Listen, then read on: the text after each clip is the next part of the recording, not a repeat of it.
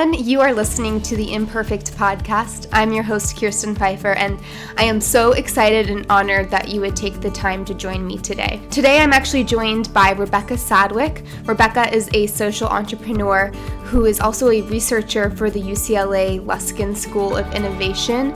So today we're going to be talking about human trafficking and how we can use technology to fight human trafficking.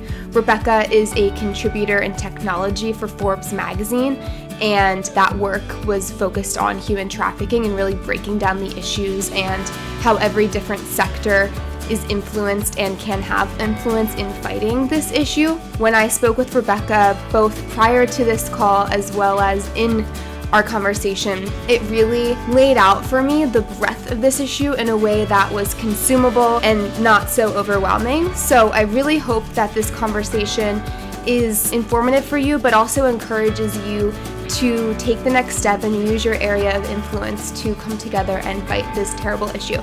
So without further ado, here is Rebecca.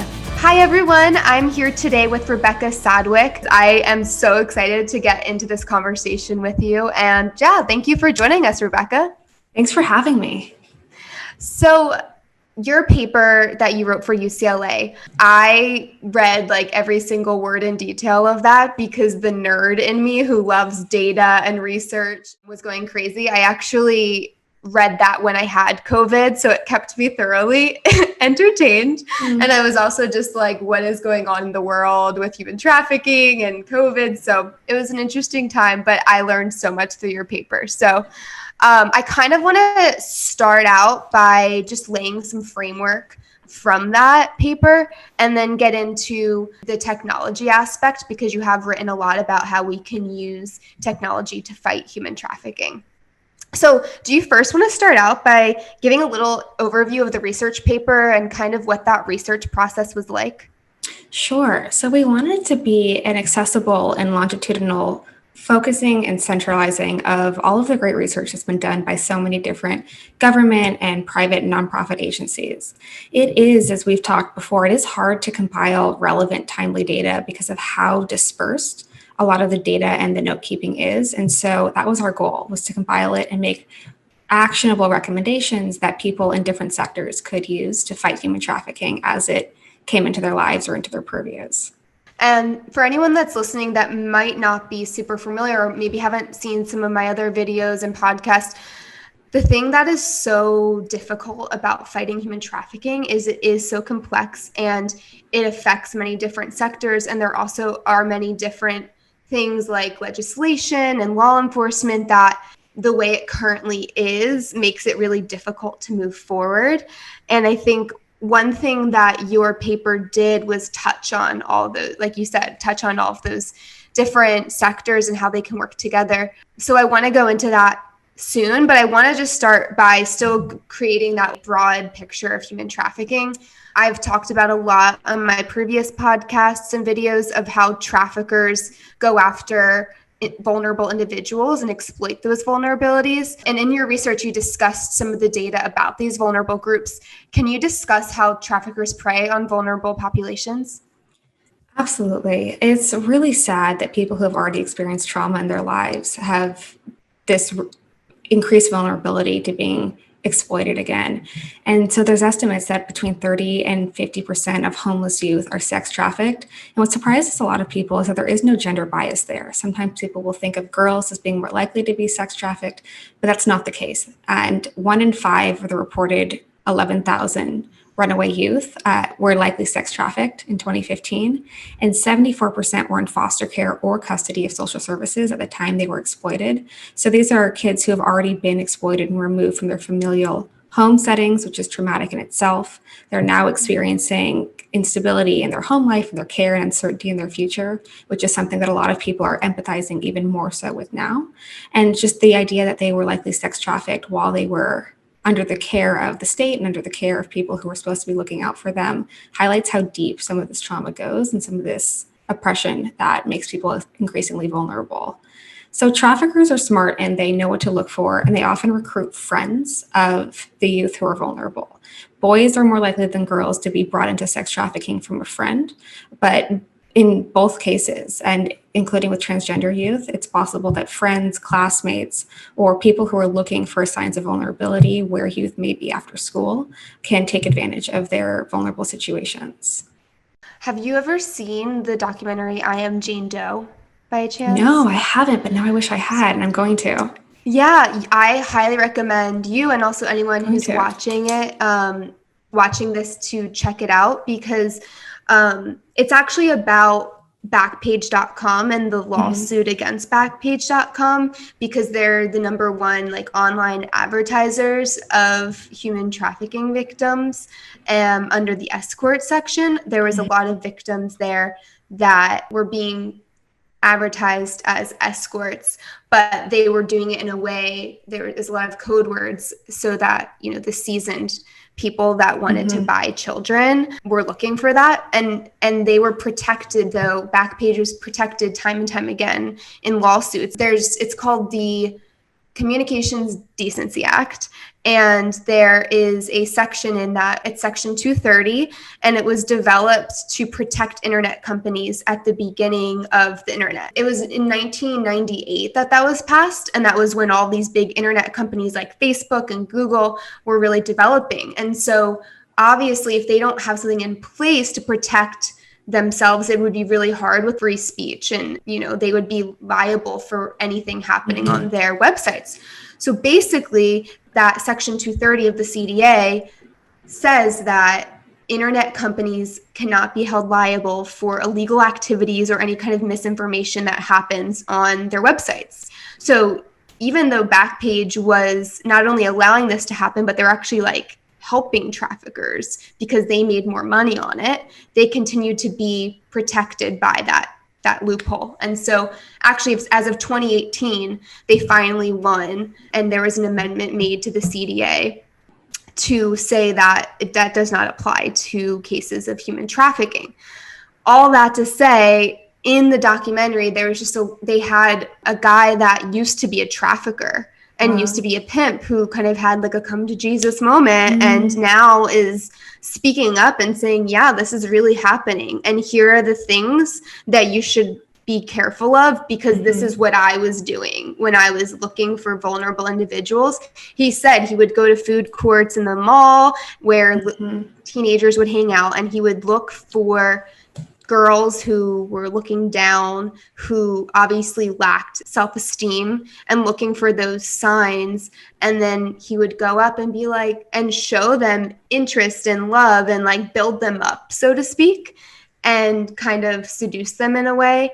And then over time, build a relationship. And then, you know, so that's just one, that was a very long-winded way of getting to that. But there's just, these traffickers are so seasoned in what to look for. Right. And the idea I come back to and am struck by that comment is this idea of consent, right? If a child is under 18, and even if they are complicit or don't show distress, they don't need to be forced into or coerced into situations, it's not the same thing as consent. And so these girls who probably have all of these vulnerable backgrounds, they may have been sexually abused at home, there may be any number of things that are affecting their self-confidence, self-esteem, concept of what a healthy relationship with an adult looks like. All of these go into why there is really no such thing as a child who can consent to this, and coercion shouldn't be a prerequisite. And the role of tech I find so interesting because of the opportunities it creates to intervene. And of course, Backpage is a nefarious example, but really the good example of the abilities to create algorithms, and so many tech companies being so proactive with how they're intervening and creating new outlets and data behind what was previously so illicit and underground is an advantage. And I come back to the opportunities that tech creates, but also the way things can be preventable. And so the difference between that Backpage example makes me think of something like Netscape and why they were ruled against, because the way to use their technology, it was completely preventable. And companies like Google and Microsoft and Cisco and Facebook and Twitter, and I'm sure countless others, have been incredibly proactive in trying to leverage their platform and their algorithm and the resources at their disposal to combat trafficking on their platforms, which we need to see more of. And we need to see lots of the great AI work going to discovering and curtailing demand too. Yeah, that's amazing. What was the Netscape example that you mentioned? Sure. So Netscape was a video streaming or a music streaming platform that essentially was making the case that even though music was pirated on their platform, there was really nothing they could do about it. So music was being downloaded illegally, artists were being ripped off of their royalties, et cetera. And they tried not to be held liable for that and cited the VHS Sony example because Sony's VHSs could be used to pirate material too, but there was no way to prevent that really because some services like sports were okay with, and PBS were okay with their content being recorded. There was really nothing Sony could have done to prevent it. And ultimately, the decision against Netscape came down to the idea that it was preventable, that there were ways to use the technology and use the platform that could have been totally legitimate and legal, and preventing these illicit uses were preventable. And that's where I see a lot more tech companies being increasingly proactive. They don't necessarily need the regulations or the court orders, but they want to be proactive with what happens to their platform. They see themselves as social stewards. And I actually, kind of controversially, a lot of people disagree with me. I am not really in favor of more regulation of tech companies because I tend to believe around this specific realm. I tend to believe that it mostly penalizes and curtails innovation of startups that could be really innovative because of a lot of the extensive overhead that goes into complying with laws that may be just cost prohibitive. Whereas companies like Backpage or Craigslist or big ones have the means to defend themselves. So I love the role of public and private partnerships in leveraging their unique strengths and expertise and the data they have at their disposal to work together collaboratively. But I often feel that sweeping overarching regulations, specifically of tech companies, can curtail a lot of the innovation that we'd like to see from startups and tend to prefer more proactive, tech-driven approaches to curtailing in that regards, as opposed to my stance on prosecuting in the public sector. I think we need federal overarching legislation so that the state's laws don't conflict with federal regulation. We have even ways to enforce across jurisdictions. And that, I think, is the way to get around some of the nebulous gray areas. Yeah, there's so many good things you said just then. I have one question about what you mentioned of how some of these companies are using their platforms to curtail demand. And do you have any tangible examples of how some of these companies are being innovative in that space? I do. So Google is really proactive, and they actually funded our research at the UCLA public policy think tank in trying to look at ways to leverage their algorithm to identify things that may be counterintuitive. And they work collaboratively with lots of wonderful researchers across multiple companies to develop algorithms and AI that can scan for content that seems abnormal, that you and I may not even pick up on.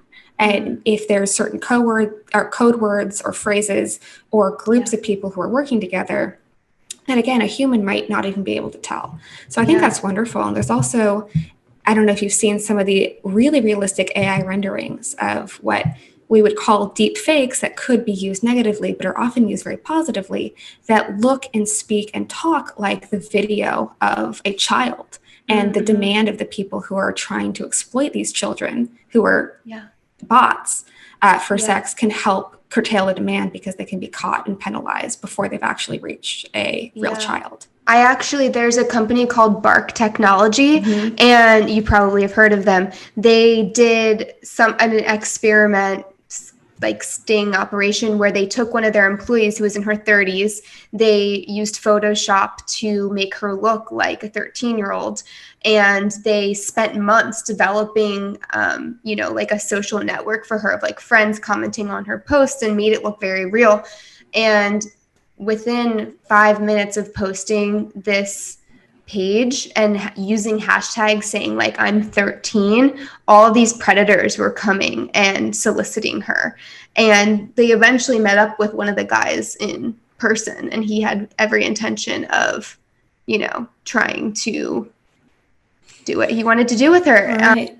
And he would have found another way to do it if it hadn't been for that. And Instagram and WhatsApp actually are really great mechanisms to reach victims too and provide them resources. Some amazing nonprofits create fake accounts that girls who may have come across their services are aware of or may pass between themselves. So if they're in situations of vulnerability or being trafficked, they can chat with these accounts that look like just another friend of theirs, Wow. but they're actually nonprofit workers who are sending them resources. If they need help, if they send their location, they'll get it to them. Yeah, that's amazing. Especially now that, I mean, even before COVID, kids younger and younger were on social media.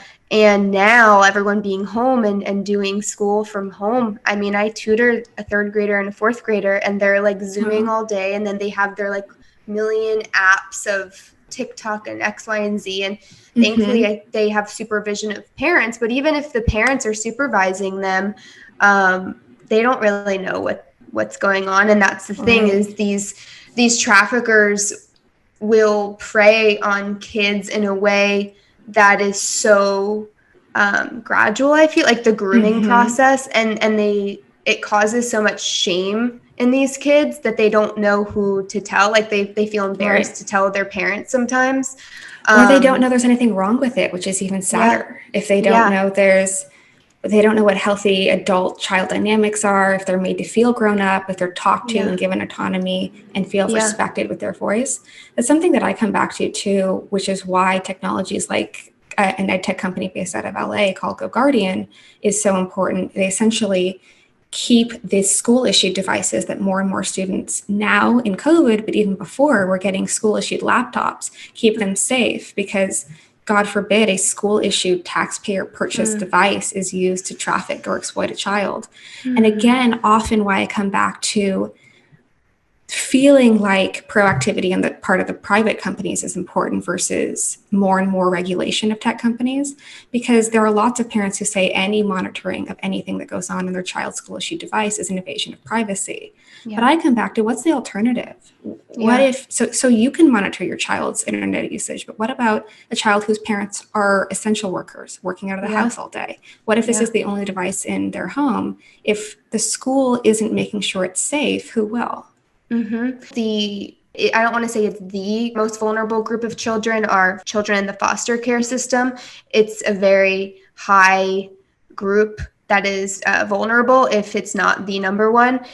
So prior to all of this social media, the reason why that they were the main one is because they had no supervision. And now with the world of social media and technology, it's like it opens up a whole new level of exploitation and vulnerability, because if the parents are frontline workers, like you said, or if they're just not as engaged or aware of what's going on, it just creates so much more room for exploitation. But as we discussed before, I'm an optimist. I like to see the positive in it, and it's really comforting to hear that there are so many companies that are like using the same technology to fight back. And I love that you talked about how they're using AI to detect these code works, because that was actually one thing that they talked about on Backpage. They didn't talk about the positive side of it. They were talking about the bad things that was happening on Backpage, and how Backpage was actually instructing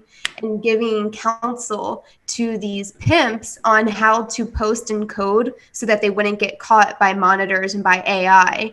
And it was anything from don't write out your full phone number in digits, write it out like TW0, use prepaid Visa and MasterCard payments so they can't trace. And cryptocurrency was also being used. But the flip of that is, I think I read it in your paper that cryptocurrency can actually be used to help fight this. Absolutely. Can you explain that a little? Sure. A quick rule of thumb is that the technology that can be used to exploit people can also be used to find exploitation. And that's true of tracking cryptocurrency. Cash was so much harder to track prior. A lot of the problems that we're talking about aren't new to technology. They're just digital manifestations of age-old problems of illicit behavior. And so the same technology that can be used to create a deep fake can discover one, can capture and trace the location of somebody who's trying to exploit children online. And it's really incredible now that things that used to be so much more fragmented and rely on such manual interventions, often amongst local law enforcement agencies that didn't have jurisdiction or weren't fully trained, can now be captured from people who have a centralized way of tracking the behavior that's going along online, proving it, and tracking the users of it online. And again, I come back to the technology really being a mechanism and a means of good, and why things like centralized tracking of these. When we have different law enforcement agencies across federal and state lines, they may not know that certain code words are a nickname for a trafficker. They may not know that certain code words are nickname for a location or a type of victim. And if we have algorithms that can scan at billions of data inputs a week where no human in the world could ever keep up with, we really have the means that we didn't have before.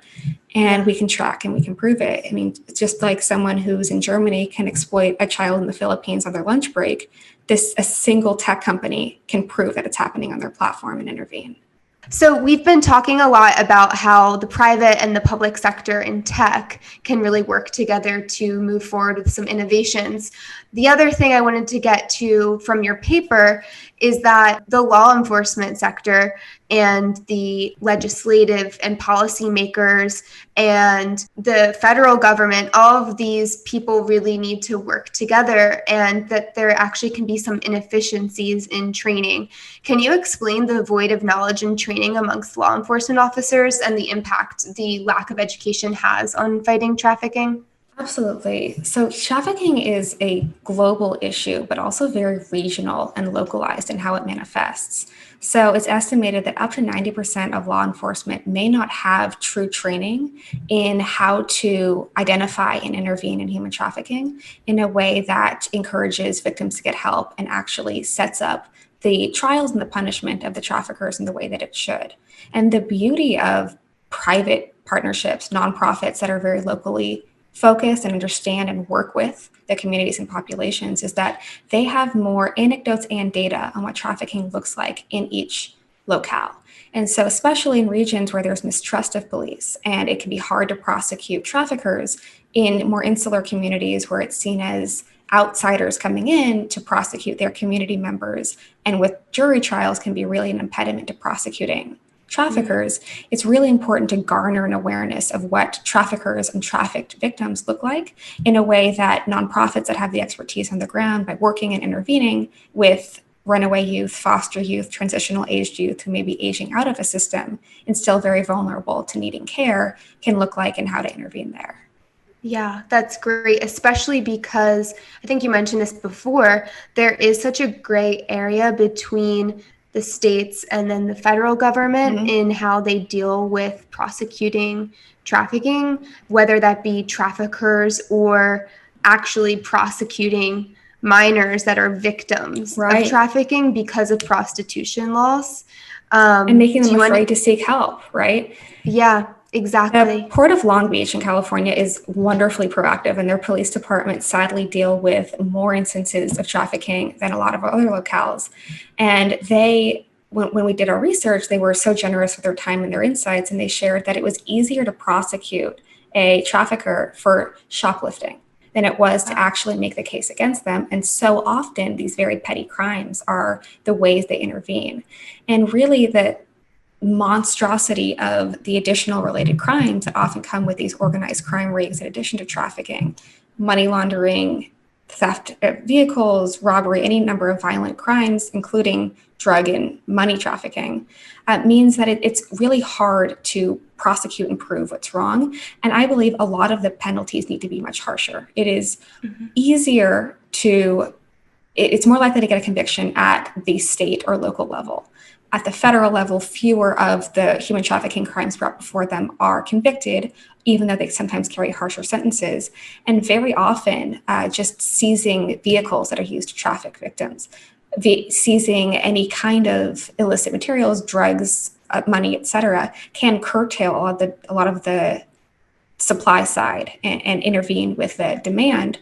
That I believe that a lot of this has to come into play of really looking at how we prosecute the demand and who is held responsible and how. How are the punishments doled out in ways that don't penalize victims and make them afraid to seek help from people, but really do curtail demand with public registries of those who have been convicted, more punitive crimes if we take away vehicle of a John who uses their personal car to purchase a minor for sex. What does that do to the cycle of demand? everything you said, it was just triggering within me the fact that some of these victims actually are charged with these crimes that they were forced to commit, and are charged, depending on the state, with prostitution, even if they're a minor. And if you look at the federal definition of human trafficking, it is anyone forced, manipulated, or coerced into commercial sex activities when you're talking about sex trafficking, or a minor, any minor who is participating in commercial sex activities. Even if they're quote unquote consenting to it, they're a minor, so they can't consent. So there really is no such thing as a child prostitute. However, in some states, they're being charged for prostitution. And you get a delineation too of forced labor trafficking is also sadly far too common, especially of people brought into the US from impoverished backgrounds overseas, and also not prosecuted nearly harshly enough. And again, we really can't curtail demand if the punishment is so light and minor. And if we forget that there really is no consent if there is no alternative. I heard a military general once say that your choices are only as good as your options, when he was talking about overseas democracies and how difficult it is to implement them if there's no solid candidates. And I think here too, even if we have adults who are trafficked from labor, if they had no options, then this isn't a choice. And so really when we look at minors who are prosecuted for sex-based crimes, knowing the vulnerabilities they come from, knowing that they probably have some degree of internalized oppression, some degree of internalized shame, may not have had healthy examples or familiar structures that showed them what a healthy relationship with adults look like. We're far, far too lenient on the demand side of people who exploit others for forced labor or sex. Yeah, and you bring up a really good point about victims, especially children that have already been exploited previously. Can you explain the correlation between victims of child sex trafficking and sexual abuse, or even just any kind of abuse? Absolutely. Runaways are especially vulnerable and they're more likely to be homeless, but we know that, and we forget that the causes that would force a child to run away are often severe abuse and often lack of intervention or support at home or from their school system or for local governments in making them feel safer. And so when we have children who have been abused, have internalized a lot of that oppression, and now are in a situation where they don't have a stable home life, they're possibly homeless, possibly runaway, possibly in foster care systems or between placements. They don't have the security to know what healthy looks like. They're very vulnerable. They often have very low self-esteem and have a degree of trauma that started so young that we, as those who have not survived such hardships, really have a hard time internalizing and understanding. So it's easier to understand how someone may feel like a boyfriend to a 15-year-old if they're treating them like an adult, giving them attention, making them feel secure, buying them regular meals, things that they may never have had before in their home life, at school, in their foster care situations. And so it's really not hard to understand how a child who's already had a life plagued by trauma, who doesn't have the decision-making skills of an adult, can really find themselves in vulnerable situations. And is why many nonprofits, and I also agree, feel that there should be a lot more attention placed on transition age youth ages 18 to 21 or 22, whose prefrontal cortexes haven't fully developed. They've had a lifelong trauma, and now they've aged out of a foster care system, and 53% of them end up homeless. Very vulnerable, often look very young too, and have had just a life of trauma that really give them few options to make good choices. And then there's, like we mentioned, traffickers are trained to look for those vulnerabilities. And now you have someone who's not protected in the fact that they're a minor. So they're not protected by the fact that they're a victim, even though that still is a victimization, you know, and Absolutely. I think that's the thing that is kind of tough for people to understand, especially with adult victims of trafficking. They're like, oh, well, they chose to be a prostitute. And it's like, no, from the research that I've done and the people I've talked to, majority of people don't choose prostitution. Majority of them have been groomed and have been exploited and manipulated into that. So how do we kind of reconcile that between the systems? And and between legislation? Neither one of us have the answer for that, but again, your choices are only as good as your options, right? And so Yeah. if we have resources and options and paths to education that specifically focus on retraining and what healthy dynamics look like, leveraging peers and other survivors as experts, because there's awareness that none of us who haven't experienced this personally can't have and can't share, and really credibility that comes with it. And so an appreciation of the grassroots nature of it, an appreciation of the tremendous obstacles that survivors have overcome, and leveraging them into the solution, giving them the resources and support that they need to implement that at scale, is really where we come in. And that as long as there's demand, there will be ways to find supply. And so if we don't place enough attention on the demand, the people, primarily men, primarily married, educated men, who purchase sex or support trafficking rings create, there will always be another demand. And so if we imprison one trafficker, there'll be another one to take their place, unless we get more serious about having sufficient penalties and sufficient punishments for purchasers of sex and those who traffic for labor or for sex. Yeah, I'm so happy you brought that up, because that's another thing that I think is not understood, or at least talked about enough, is that for all of this supply of victims, and everyone's like, oh my gosh, that's so terrible, so many victims.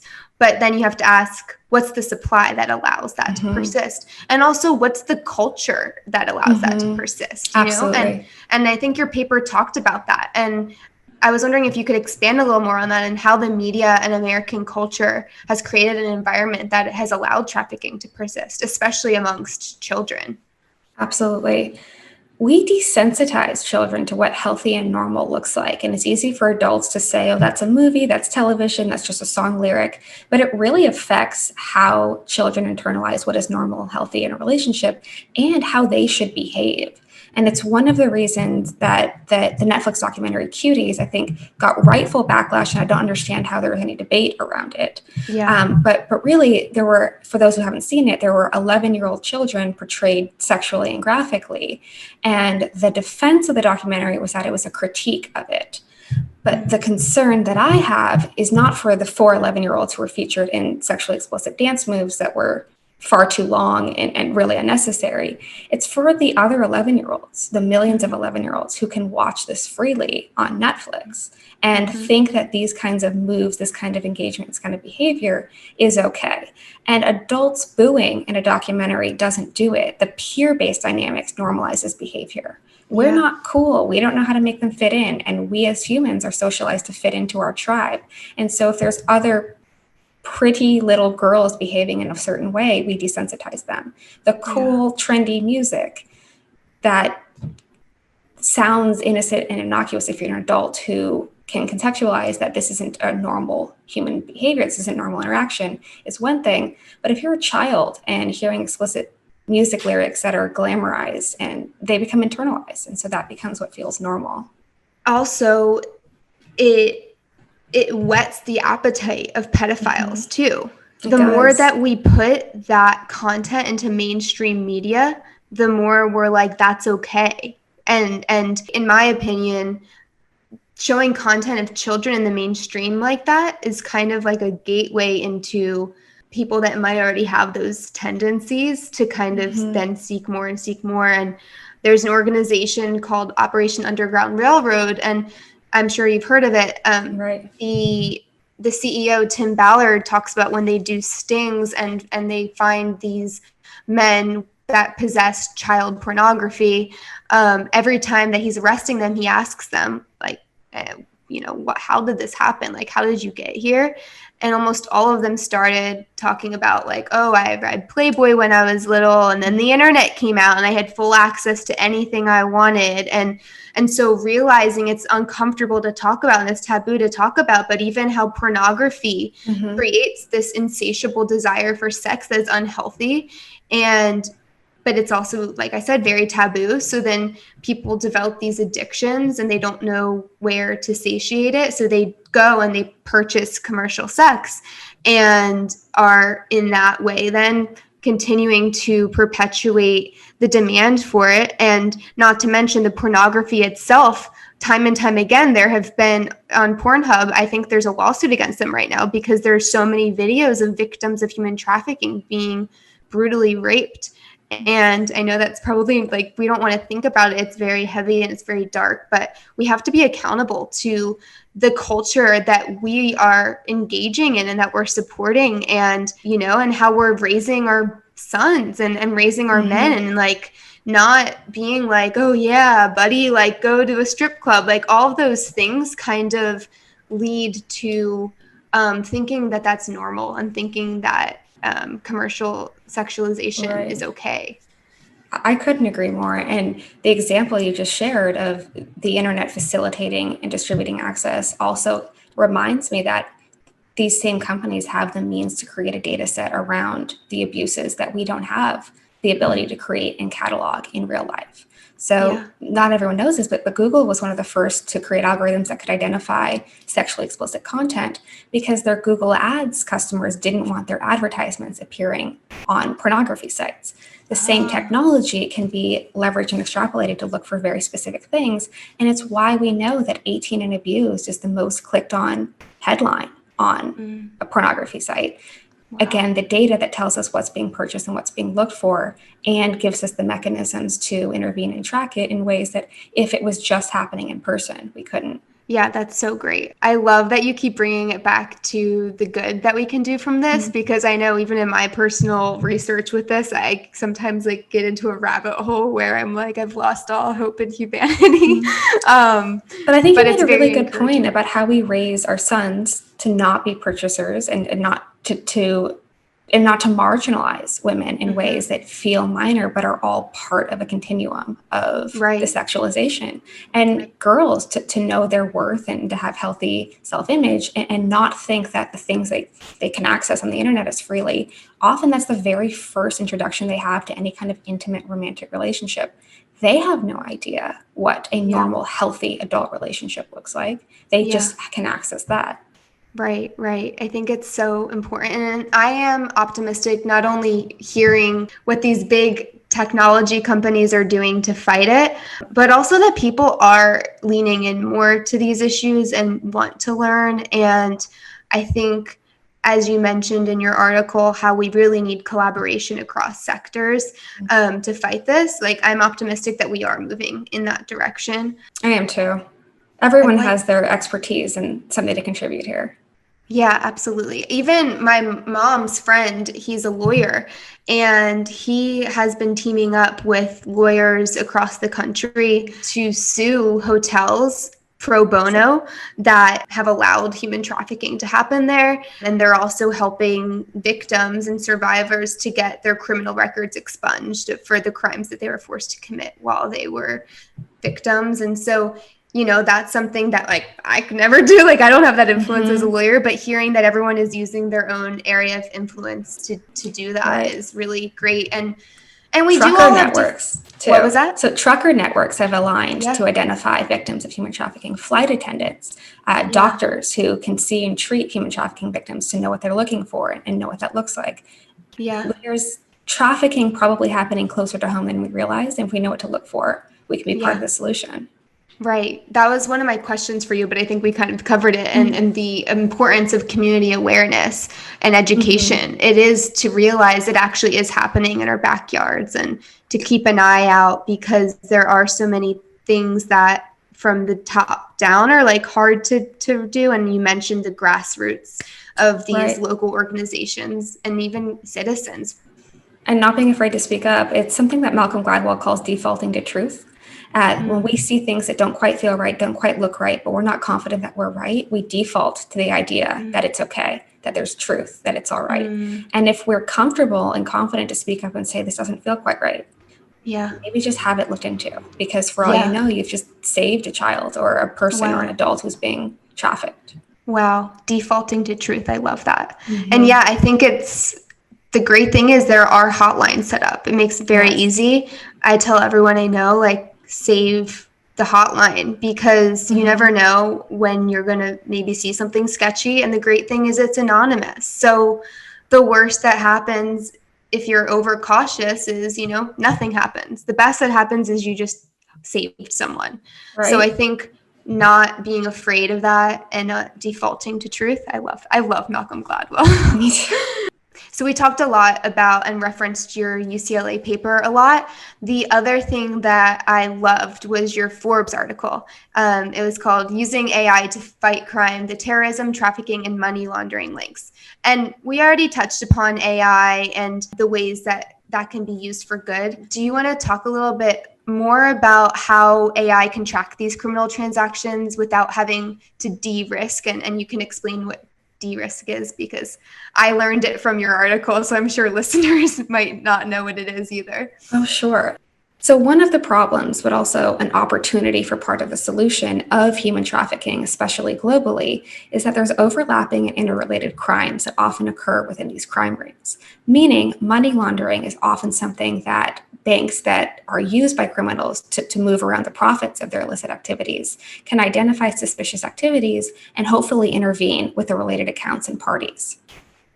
The amazing thing about the AI-based solutions that we have now that can identify small abnormalities that we as humans may not notice and flag for intervention is that it prevents one of the potential consequences of banks pulling out entirely of regions that may be perceived as having higher risks of organized crime or illicit activities coming through their accounts without needing to leave the region altogether. And the risk of leaving the region altogether and the implications for financial inclusion on global economies mean that global institutions don't have to pull out of regions where crime may be more attractive because of fewer other options in a practice known as de-risking. So an organization might say that they're de-risking by pulling out of an impoverished region altogether.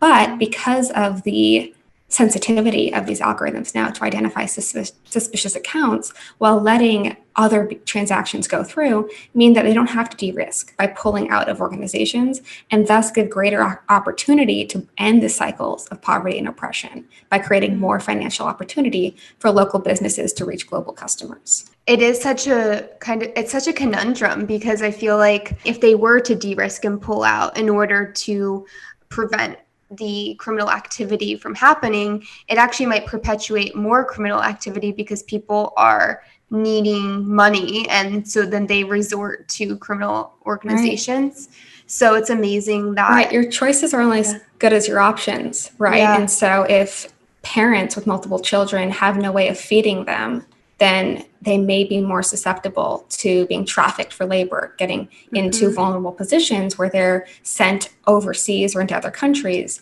to do forced labor, or allow their children to enter situations where they could be trafficked with the idea that they probably have legitimate jobs. And that's a very common tactic for parents that have no other options, the idea that they're sending their child to the city to be a housekeeper or a cook, but actually the child ends up trafficked. Yeah. And I've heard, this is horrific and there's probably other factors involved, but I've heard of parents even selling their own kids because, there's like addiction issues there where they're not thinking straight or they're just not great people.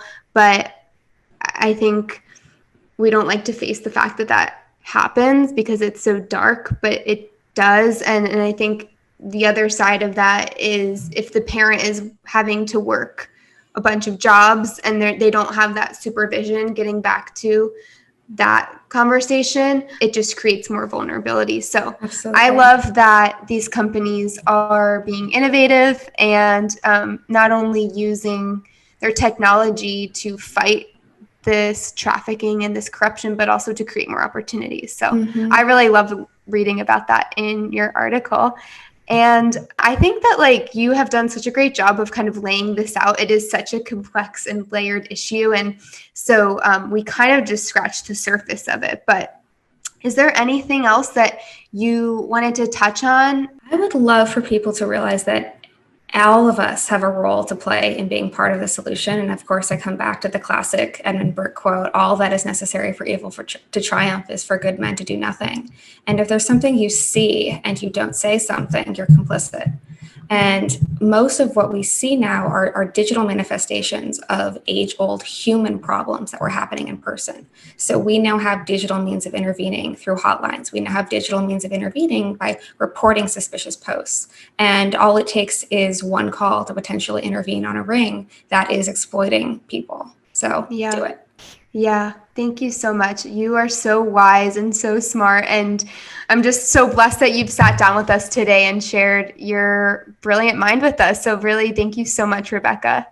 Thank you for creating this important conversation. We need more accessible resources like your amazing podcast. So thank you.